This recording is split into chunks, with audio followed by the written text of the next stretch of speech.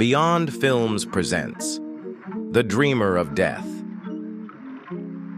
There are men who speak with their mouths, and there are men who speak with their dreams. In the village of Okuta, deep beyond the river where the baobab trees whisper secrets, there lived a man who dreamt of death. There's a lonely hut under moonlight.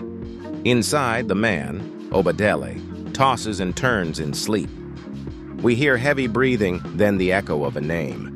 His name was Obadele. He was quiet, kind, but the gods had written a strange gift into his soul. Each time he slept, he saw death before it came, and the dreams never lied.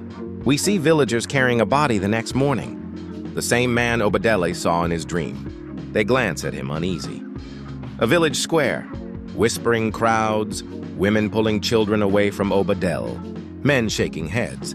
At first, they called him a prophet, then a curse, then something worse. He is the one who calls death, they said. Where he walks, the spirits follow. Even his shadow frightened them. One elder speaks in secret. He must be removed before he dreams about one of us. A circle of men by firelight. Spears in hand, a plan whispered. The chief remains silent, troubled. And so they planned to kill the dreamer before his dreams could kill them. But what they did not know was that Obadele had already dreamt of this too. Obadele stands before the chief at dawn. I know what you plan, but hear me, I did not choose these visions. The gods sent me not to take life, but to warn it. The chief was torn. He remembered the day Obadele warned him not to let his son travel, and the boy returned just before the bridge collapsed. But fear is louder than reason.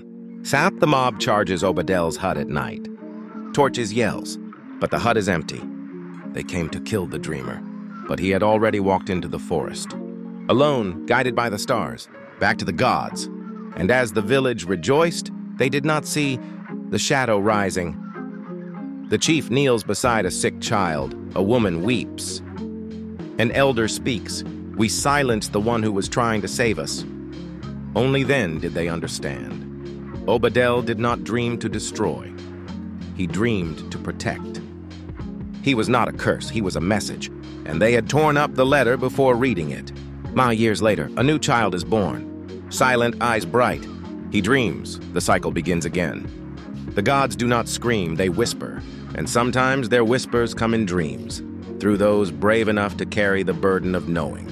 But moral of the story: fear may silence a man, but it cannot silence the truth.